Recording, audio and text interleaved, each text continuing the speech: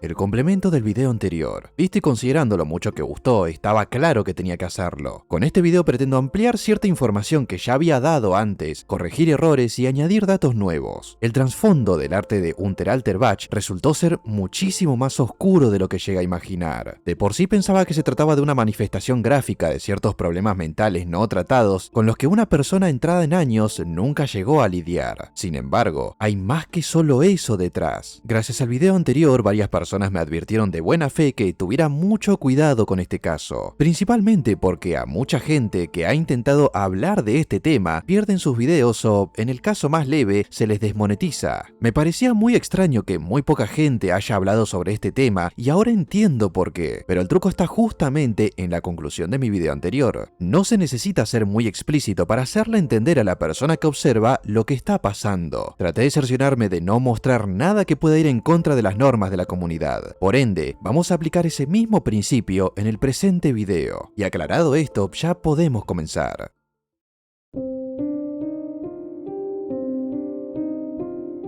Vamos a empezar haciendo algunas correcciones. En el video anterior mencioné que Lazy Knight era una visual novel creada bajo el mismo desarrollador que Unteralterbach, pero hay un error en esto. Lo cierto es que Lazy Knight está literalmente incluido dentro de Unteralterbach. A lo que voy es que no son dos novelas visuales por separadas, sino que todo forma parte de lo mismo. De hecho, esta imagen pertenece a Unteralterbach. Pero claro, esto deja una enorme duda. ¿Por qué Kane en su tweet se refería a un juego llamado Lazy Knights y no a Unteralterbach, si en teoría ambas cosas son exactamente lo mismo? Bueno, a pesar de que suene contradictorio, se suponía que existiría un juego llamado Lazy Knights y sería creado por una persona que también se llama Get Lazy. Pero no se trata de una visual novel, o no se trataría como tal de eso, sino de un fangame. Sé muy bien que ahora mismo están muy confundidos, pero no se preocupen, quédense tranquilos. Se los voy a explicar desde el principio. La información que encontré al respecto es cortesía de Resai, este bello heladero que hizo la investigación sobre este tema mucho antes que yo, así que les recomiendo muchísimo su video. Lazy Knight se suponía que iba a ser un fanmade basado en Five Nights at Freddy's, uno de hecho bastante prometedor. Como mencioné, sería desarrollado por alguien cuyo apodo era Get Lazy. En principio, de esta persona íbamos a encontrar una serie de terror analógico basada en Lazy Town, y en paralelo trabajaría en el desarrollo del juego. No sería extraño pensar que incluso los videos de terror analógico que hacía sobre Lazy Town dieran a conocer su juego. Una estrategia interesante de publicidad, a decir verdad. El canal en donde se subían esos videos ya no existe, o al menos a día de hoy debe permanecer oculto. No obstante, otro canal recopiló los videos que subía, entre ellos varios ejemplos de gameplays de lo que sería el juego de Lazy Knights. Y tal y como se suponía que fuera, tenía toda la pinta de ser un fangame de FNAF, y por lo poco que se podía ver tenía mucho potencial. El lore del juego en sí es bastante tétrico. Como dijimos, está ambientado en la serie de Lazy Town. Sin embargo, en el universo de este juego, la actriz que interpretaría a Stephanie fue secuestrada por un tipo que trabajaba en el estudio en donde se grababa la serie. En definitiva, no sería tanto una versión terrorífica de la serie de Lazy Town, sino más bien un juego que te cuenta un crimen ficticio ocurrido en los estudios de grabación. Y todo con un toque paranormal o en su defecto psicológico. Y según se ve, quien sería el protagonista del juego es nada más y nada menos que Sportacus, o más bien Magnus Scheving, la persona que dio vida al personaje y a la serie en general, dado que esta persona había creado la serie. A ver, hay que decir que es un tanto extraño el utilizar a los actores reales, por decirlo de alguna manera, para contar una historia ficticia de terror. Podrías haber utilizado nombres falsos y aún así, al menos para el protagonista del juego, Get Lazy utilizó el nombre real del actor de Sportacus. Raro cuando menos. De todas formas, esto no es ni de lejos lo más perturbador del caso. Un día, tanto su canal de YouTube como su cuenta de GameJolt, que sería el lugar en donde estaría publicando todo lo relacionado al juego de Lazy Knights, desaparecieron por completo. No sabría decir una fecha exacta, pero podríamos decir que ocurrió a principios de diciembre del 2025. Nunca se supo a ciencia cierta por qué ocurrió esto. Algunos tenían sus teorías, pero no habían pistas reales de nada sobre el tema. Y lo que empeoraba todo era el hecho de que Get Lazy no tenía otras redes sociales para dar al menos un indicio de lo que había pasado. Poco tiempo después, el perfil de GameJolt de Get Lazy vuelve a estar activo, pero algo había cambiado. Aparecen dos imágenes nuevas, cosas relacionadas, en teoría, al juego que estaba preparando, un concept art del juego, y la otra era una imagen extraña que a simple vista podemos ver varias cuestiones si la invertimos. Lo primero sería un animatrónico y a su lado una interrogante. ¿Adivina quién? Por otro lado tenemos una letra B en mayúscula, en el otro extremo una letra C y por último dos porciones de una tarta, torta o pastel, dependiendo de cómo le digan ustedes a este postre en sus respectivos países. Todo esto sería visible por muy poco tiempo, dado que posteriormente eliminaría todo el contenido de su perfil de GameJolt y cambiaría su foto de perfil y su banner. La foto de perfil era una letra B, exactamente la misma que utilizaba Burnsoft, con la misma tipografía, y de hecho en su banner tenemos lo que habíamos visto en el video anterior. Ahora es cuando poco a poco las piezas van empezando a encajar. Get Lazy había publicado también un enlace que te redireccionaba a una página con solo el título del juego y una cuenta regresiva. Al finalizar el conteo, el perfil de GameJolt de Get Lazy vuelve a cambiar, pero esta vez para dejar un enlace de descarga de lo que se supone que sería el juego de Lazy Nights. Pocos sabían que esto en realidad se trataba de un gran engaño. De hecho, una de las víctimas del mismo fue Rezai. Él notó algo que le llamó mucho la atención. El tipo había publicado, además del enlace de descarga del juego, un pequeño mensaje que en sí mismo era bastante críptico y daba a entender que era algo muy exclusivo. Descárguenlo rápido, no hay tiempo para explicar. Saludos desde KC. KC podría ser las iniciales de Kansas City, pero bueno, es irrelevante. En ese momento, Rezai nota que el juego era sospechosamente ligero en cuanto a tamaño de archivos. A duras penas, de hecho, superaba los 300 megas. Y si veías las gráficas que parecía tener, eso tenía pinta de al menos pesar 1 o 2 gigas cuanto mucho. Descomprime los archivos y nota que solo hay dos carpetas, una con el nombre del juego y la otra con la banda sonora. Ejecuta el juego y lo primero que ve es, como en cualquier otro juego, el titular de la desarrolladora. El problema es que no decía Get Lazy, decía Burnsoft, y para colmo tenía una descripción bastante desagradable. La descripción decía que era una desarrolladora que trabajaba en juegos eróticos con modelos basados en jovencitas, y afirma que podrías encontrar esos excelentes juegos como verdaderas obras maestras. Rezai no llegó a leer lo que decía el texto en primera instancia. Tampoco le prestó demasiada atención porque estaba más pendiente de probar finalmente la demo de Lazy Nights. En ese momento él explica que un menú con letras de colores pasteles y en alemán lo reciben, probablemente el título principal de Unter Alter Bach. Logra cambiar el idioma a duras penas y comienza una partida nueva. Al comenzar la partida nota que está en la habitación de un otaku, pero al mismo tiempo que luce típica como la de un hikikomori, y eso le bastó para terminar de confirmar que todo era un engaño. Resulta que lo que había descargado Rezai no tenía nada que ver en lo más mínimo con el juego de Lazy Nights. Era literalmente el juego de Unter Alter Bach, aunque ya era bastante evidente para este punto. Dentro de la carpeta de Lazy Nights aparecían todos los archivos e incluso el ejecutable de Unter Alter Bach. Rezai no se iba a dar cuenta nunca como tal debido a que desconocía completamente la existencia y el contenido de esa visual novel. Por eso es que llegó a caer en el engaño, al igual que probablemente muchas otras personas. Al volver a ejecutar el juego, graba con su teléfono la pantalla y ahí puede apreciar la nefasta descripción de Burnsoft, además de que, según el juego, había sido clasificado como apto para todo público. Si vieron el video anterior, sabrán muy bien por qué está muy mal que Unter Alter Bach tenga esa clasificación. El punto de todo esto es que Rezai estaba muy molesto e incómodo y como el juego no solo no era lo que buscaba, resultó ser una visual novel degenerada que ni siquiera le interesaba jugar. Así que para ese momento ya no había mucho más que hacer, salvando por una cosa: reportar la cuenta. Pero cuando estaba a punto de hacerlo, resulta que nuevamente el perfil había sido eliminado. Para este punto estaba bastante claro que Get Lazy lo hizo a propósito. Por eso también dejó pistas muy obvias: su foto de perfil, su banner, y no solo eso. Revisando el primer gameplay que subió en su día de Lazy Nights, se podía ver que desde el principio todo apuntaba a esto. Nunca vamos a saber a ciencia cierta si lo hizo porque de verdad quería tomarle el pelo a los que esperaban con ganas el juego o porque quería demostrar algo más. Habiendo conocido la experiencia de primera mano que tuvo Rezai, cambió un poco mi punto de vista respecto a lo que dije anteriormente, sobre el hecho de que Get Lazy fuera la persona detrás de Unter Alter Bach. La realidad es que lo que hizo Get Lazy no es muy difícil de imitar. Se descargó los archivos originales de Unter Alter Bach y simplemente los publicó en un nuevo enlace de descarga en su propio perfil. Eso es algo que cualquier persona podría hacer.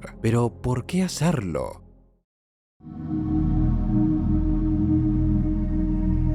Podríamos tener más pistas si indagamos un poco más sobre quién es Get Lazy. Si vieron la precuela de este video, recordarán que Kane Carter había publicado un tweet advirtiendo sobre quién era esta persona. En resumen, decía que era un tipo de 40 años, el cual se describía a sí mismo como un veterano del ejército bastante problemático, con posible esquizofrenia o alguna otra enfermedad mental no tratada. Según cuenta, fue un militar desplegado en el año 2003 durante lo ocurrido en aquel entonces en Irak. Gracias a ello vivió miles de horrores. Incluso su propio proyecto de Lazy Town de terror no era nada comparado con lo que vivió en ese conflicto armado. Luego cuenta que lo que lo ayudó a sobrellevar todo esto fue Lazy Town, pero también cuenta algo más. Mentalmente estaba tan perturbado y arruinado que en parte su proyecto de Lazy Night parecía ser una especie de cable a tierra. Fantaseaba con la idea de formar una familia, tener una hija como Stephanie o un hijo como Magnus Sheving, pero debido a su avanzada edad ya no puede hacer nada de eso, y ahora está desempleado, con problemas de alcohol y se autocomplace constantemente, y en definitiva, lo único interesante que le quedaba en ese momento en su vida era ese juego, Lazy Nights. Demos una segunda repasada a lo que comentó Kane respecto a Get Lazy. Sé que esto lo hice en el video anterior, pero es importante para analizar algunas cuestiones. En 2022, supuestamente, Get Lazy estaba siendo perseguido por el gobierno de los Estados Unidos por supuestamente revelar secretos muy oscuros de la producción de Lazy Town. Y todo esto sería expuesto en su fangame. Hay algunas capturas de octubre de ese mismo año en donde dice que la historia de su serie de terror y su juego es falsa. Lo que habrá querido decir es más bien que es ficticia, que no es real. Sin embargo, aclara que dejó ciertos indicios de verdad en ella, y pedía que tomaran captura de ese comentario en particular por si en algún momento se lo llegaban a eliminar. Incluso si esto fuera cierto o realmente tuviera ese nivel de paranoia, no tendría mucho sentido que lo persigan en Estados Unidos, siendo que Lazy Town es una serie de origen islandés. Por eso Kane plantea la interrogante de que podría ser el gobierno islandés. A mi parecer, esto no es más que algo ficticio o los delirios de un tipo con problemas, o las dos cosas al mismo tiempo. En este punto, todo me parece posible. Recordemos que antes de hacer el juego, Get Lazy tenía una serie de terror analógico basado en Lazy Town. Quizás el juego estaría como tal relacionado a esta serie y seguiría el mismo lore. Por eso me cuadra más el hecho de que su delirio de que el gobierno lo persigue no sea algo real, sino una forma de incentivar el lore de su serie y su juego. Pero hay otra cosa que lo deja al tipo como una persona verdaderamente perturbada, y eso ya se sale de la ficción. En 2024 había expuesto en GameJolt una publicación súper explícita en donde describía cómo mantuvo relaciones con una trabajadora íntima, y según Kane, en esa misma publicación le respondía gente muy joven, y eso podría llegar a cuadrar por varias razones. Para empezar, lo que confirma la existencia de este post es la captura que recuperó Resai, una en donde una persona afirma que deberían bloquear el perfil de Get Lazy por publicar lo que mencionamos antes y además dar especificaciones de su miembro. Y a todo eso también sumaríamos el engaño de Lazy Night.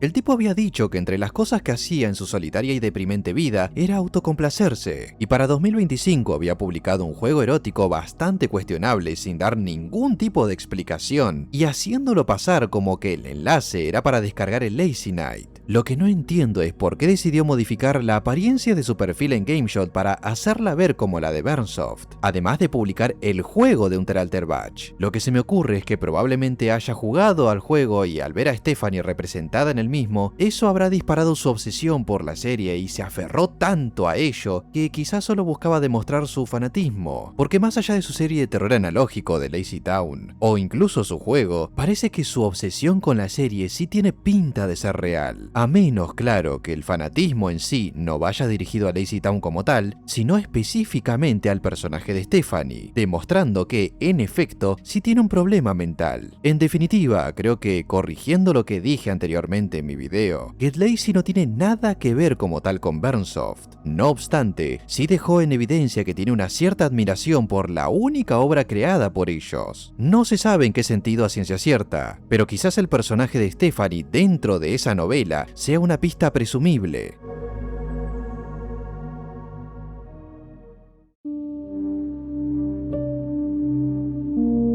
Respecto al arte de Unteralterbach, hay cosas más oscuras que no he develado todavía, y logré averiguarlo gracias a los datos y a la información que varias personas me hicieron llegar. Hice muy bien en desconfiar desde un principio en el juego, porque más allá de que, en teoría, su principal característica es el humor negro que maneja, hay ciertas cuestiones que lo oscurecen aún más. Pero para que se entiendan algunas cuestiones, tengo que viajar un poco más al pasado y tomar las mismas bases que tomó Burnsoft, Candy Doll. Hace muchos años existió una agencia que producía sesiones fotográficas y videos que eran protagonizados por jovencitas europeas de edad cuestionable. Si bien la agencia era japonesa, las modelos eran siempre europeas. Esta agencia apareció en el año 2008 y fue cerrada en 2015. Una de sus polémicas más grandes fue que en una ocasión, algunas de las chicas que trabajaban con ellos aparecieron en Akihabara haciendo cosplays de personajes del anime Sailor Moon. Algunos transeúntes se sintieron bastante atraídos por ellas y no dudaron en fotografiarlas. Esto le dio mucha viralidad a la agencia. Sin embargo, en paralelo muchas personas vieron esta situación como una forma de sexualizar a estas cosplayers, quienes eran chicas jóvenes. Pero ¿cómo es que la productora se hizo viral si las cosplayers no necesariamente podían pertenecer a ella? Porque las chicas estaban entregando folletos para promocionar a la agencia, la cual recién estaba dando sus primeros pasos en el año 2008, año en donde ocurrió todo esto. Pero si se había hecho tan popular, ¿por qué desapareció? Justamente por el tipo de producciones que hacían. Ellos decían que en los países en los que operaban era todo legal, que nunca trabajaron fuera del marco de la ley. Pero aún así, la agencia terminó cayendo por múltiples denuncias. Tiempo después volverían a aparecer pero con un nuevo nombre, y ese sería Tokyo Doll. Pero esta vez trabajaban con modelos que eran todas adultas, y por supuesto, el contenido iba orientado al mismo tipo de público. Teniendo esto en cuenta, no sería de extrañar que la trama principal de Unteralterbach estuviera inspirada en este caso, y más cuando te das cuenta de que la estética de la presentación de Burnsoft es un calco a como solía hacerlo Candy Doll con su contenido. Y para empeorar aún más el contexto, la mayoría de las jovencitas y personajes que aparecen en el juego están basadas en personas reales. Chicas que existen o existieron y que pasaron por situaciones horribles. Si vieron el video anterior y recuerdan de lo que se trata el juego, podrán leer bien entre líneas a qué me refiero cuando menciono situaciones horribles. Algunas personas me comentaron que varias de estas chicas fueron objeto de hostigamiento por usuarios activos de Crouchan, un comportamiento muy común en esos tipos de foros, al menos en tiempos pasados. Como el foro en su totalidad ya no existe, no hay manera de recuperar algún hilo en donde siquiera se mencione esa cuestión. Podría hablar largo y tendido sobre el lore de Candy Doll, pero se aleja demasiado al tema del video. Por eso preferí hacer un resumen y guardar el caso para otro momento. El juego en sí parodiaba o satirizaba ese tipo de cosas, pero no solo con las jovencitas. Lo hacía con actores, con actrices, con políticos también. El problema es que lo más crudo era justamente lo de las jóvenes, porque hasta donde se sabe, sí fueron víctimas reales. El arte de esas chicas está basada en ellas, y ponerlas en un contexto explícito sabiendo que las representaciones eran a imagen y semejanza, eso ya no es humor, es morbo. Es increíble que dejara escapar un detalle tan importante como ese. Tiene sentido ahora que no solo lo desprecien por el arte en sí mismo, sino también por el contexto. Al mismo tiempo, también se confirma otra coincidencia respecto a que Shadman pudiera estar detrás del juego, porque las jóvenes están en un contexto muy perturbador y están basadas en personas reales, que fue una de las grandes polémicas que atravesó este artista en su día. Algo muy curioso que ocurrió tras mi video, pero en una red social distinta. Un alto porcentaje de los videos que solían aparecer en TikTok cuando buscabas la palabra Unteralterbach desaparecieron. Y eso no es lo único. TikTok decidió banear o meter en una lista prohibida la palabra en cuestión. Y al buscarla, ocurre lo siguiente. Esta frase puede estar asociada a una conducta o contenido que incumple nuestras normas. Fomentar una experiencia segura y positiva es una máxima prioridad en TikTok. Qué curioso que digan esto cuando la existencia de ese contenido en esta plataforma llevaba al menos más de 3 meses. Y eran videos bastante explícitos pese a que no mostraban intimidades como tal. Pero más allá de eso, al menos es algo positivo que lo limpiaran. Pero mientras el juego siga existiendo en los distintos rincones de internet, o exista gente que esté dispuesta a distribuirlo de forma pirata, su contenido va a permanecer. El juego lleva existiendo más de una década, y por supuesto, eso es inevitable. Hay muchas personas que creen que por moderar este tipo de juegos en internet automáticamente están atacando la libertad de expresión. Esto es un poco como lo que decía en su día uno de los representantes de Reddit. Él afirmaba que estaba dispuesto a aceptar la existencia existencia de los grupos peligrosos en su plataforma, si de esta manera podía asegurar la libertad de expresión de la totalidad de sus usuarios. Cuando moderas este tipo de redes o cualquier cosa en internet en general, es imposible que no se te pasen ciertas cosas, porque no somos máquinas y claramente no podemos estar atentos a cada cosa que ocurra en cualquier rincón de este submundo. El arte no es una excepción. Nosotros podríamos criticar a Shadman, pero mientras lo hacemos, probablemente hayan artistas bastante peores que él, creando arte ahora mismo. El arte de Unteralter Batch, conociendo ahora su trasfondo, no hace más que empeorar mi opinión sobre el mismo y reafirmar lo que dije anteriormente. No debería jugarlo porque lo único que vas a sumar es más caos a tu cabeza. Pero por otro lado, en el vasto mundo del arte y en el infinito internet, estoy totalmente seguro de que deben haber muchos otros casos muy parecidos al de Unteralter Batch, casos que con el paso del tiempo serán analizados. Síganme en Twitter, síganme en Instagram. Muchísimas gracias a todos los miembros del canal, quienes cada día ayudan a mantener vivo este enorme proyecto con su valioso aporte. Y les envío a todos un gran y cordial saludo y nos estaremos viendo en mi próximo video.